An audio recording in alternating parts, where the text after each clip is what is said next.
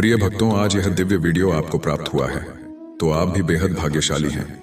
इस वीडियो के माध्यम से बजरंगबली महाराज का जो दिव्य मंत्र हम आपको बताने जा रहे हैं, यह मंत्र बेहद प्रभावशाली व चमत्कारी मंत्र है।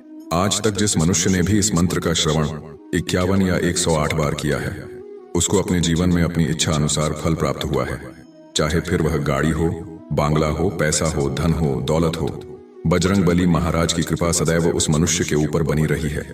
तो भक्तों, आपको बस इस मंत्र का श्रवण 51 या 108 बार करना है। इस मंत्र के श्रवण से बजरंगबली महाराज बेहद प्रसन्न हो जाते हैं और अपने भक्त को मनचाहा फल देते हैं। भक्तों, उस भक्त पर कभी कोई संकट नहीं आता। बड़ी से बड़ी समस्याएं, संकट नष्ट हो जाते हैं और बजरंगबली का आशीर्वाद सदैव उसके और उसके परिवार के ऊपर बना रहता है। इस मंत्र के प्रभाव से आपकी संतान पर कभी कोई कष्ट नहीं आएगा। उनके सभी संकट दुख हनुमान जी महाराज हर लेंगे। आपका पुत्र हमेशा सुरक्षित रहेगा। तो प्रिय भक्तों, चलिए आपको बताते हैं ये दिव्य मंत्र। लेकिन उसको बताने से पहले, हे बजरंगबली महाराज, आज जो मेरे YouTube चैनल को सब्सक्राइब करें, वीडियो को एक दिल से लाइक करें। आप उनकी झोली खुशियों से भर देना और उनके घर में धन दौलत की कमी कभी मत रहने देना।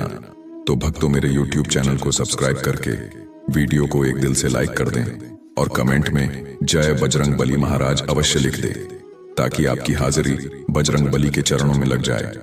भक्तों, मंत्र कुछ इस प्रकार है।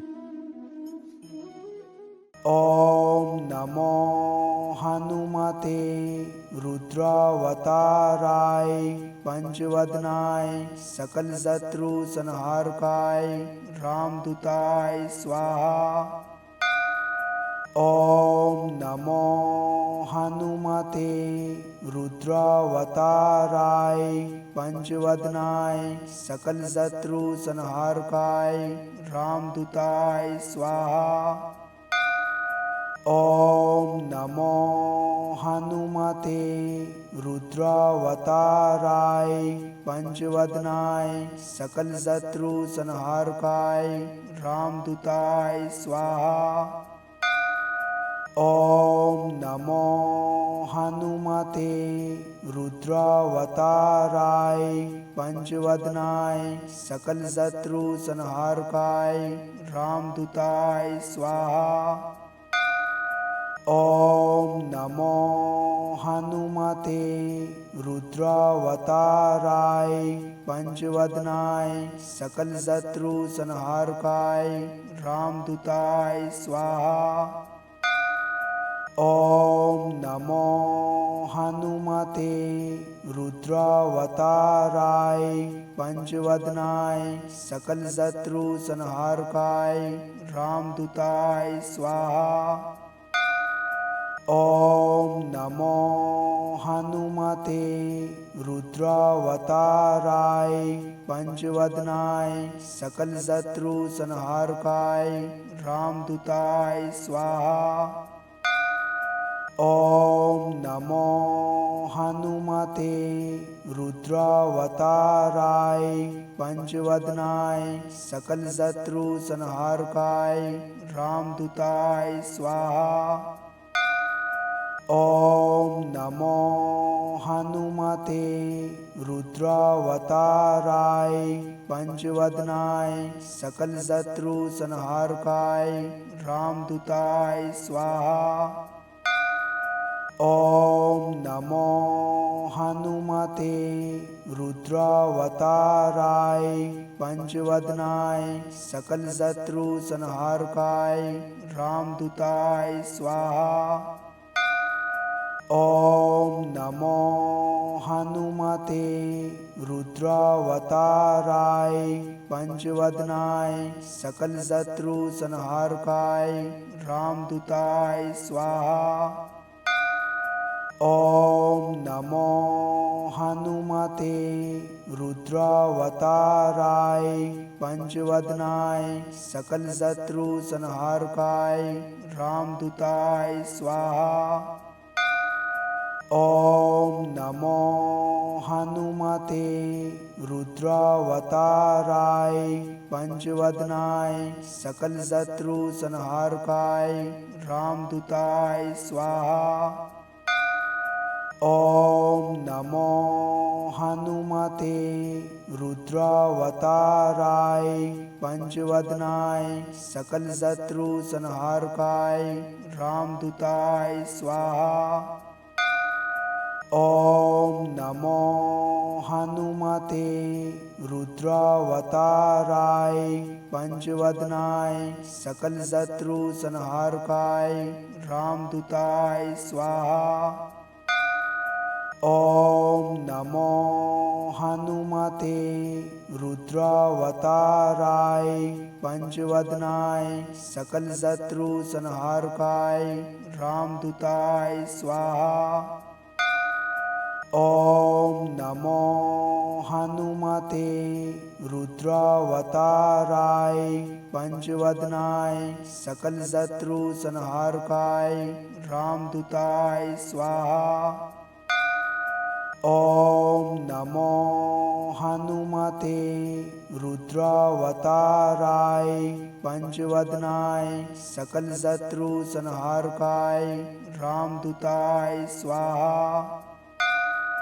ॐ नमो हनुमते रुद्रावताराय पंचवदनाय सकलशत्रुसंहारकाय रामदूताय स्वाहा। ॐ नमो हनुमते रुद्रावताराय पंचवदनाय सकलशत्रुसंहारकाय रामदूताय स्वाहा। ॐ नमो हनुमते रुद्रावताराय पंचवदनाय सकलशत्रुसंहारकाय रामदूताय स्वाहा। ॐ नमो हनुमते रुद्रावताराय पंचवदनाय सकलशत्रुसंहारकाय रामदूताय स्वाहा। ॐ नमो हनुमते रुद्रावताराय पंचवदनाय सकलशत्रुसंहारकाय रामदूताय स्वाहा। ॐ नमो हनुमते रुद्रावताराय पंचवदनाय सकलशत्रुसंहारकाय रामदूताय स्वाहा। ॐ नमो हनुमते रुद्रावताराय पंचवदनाय सकलशत्रुसंहारकाय रामदूताय स्वाहा। ॐ नमो हनुमते रुद्रावताराय पंचवदनाय सकलशत्रुसंहारकाय रामदूताय स्वाहा। ॐ नमो हनुमते रुद्रावताराय पंचवदनाय सकलशत्रुसंहारकाय रामदूताय स्वाहा। ॐ नमो हनुमते रुद्रावताराय पंचवदनाय सकलशत्रुसंहारकाय रामदूताय स्वाहा। ॐ नमो हनुमते रुद्रावताराय पंचवदनाय सकलशत्रुसंहारकाय रामदूताय स्वाहा। ॐ नमो हनुमते रुद्रावताराय पंचवदनाय सकलशत्रुसंहारकाय रामदूताय स्वाहा। ॐ नमो हनुमते रुद्रावताराय पंचवदनाय सकलशत्रुसंहारकाय रामदूताय स्वाहा।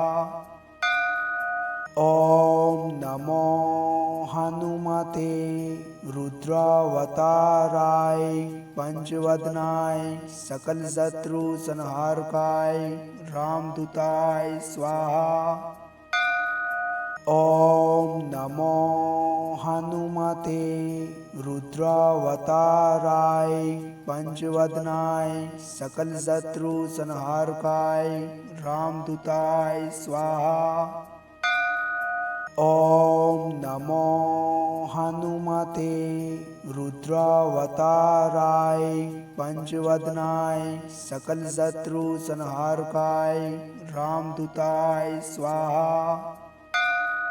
ॐ नमो हनुमते रुद्रावताराय पंचवदनाय सकल शत्रु संहारकाय रामदूताय स्वाहा।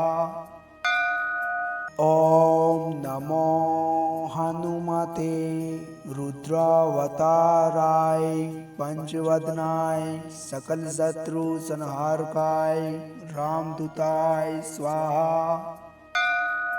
ॐ नमो हनुमते रुद्रावताराय पंचवदनाय सकल शत्रु संहारकाय रामदूताय स्वाहा। ॐ नमो हनुमते रुद्रावताराय पंचवदनाय सकल शत्रु संहारकाय रामदूताय स्वाहा।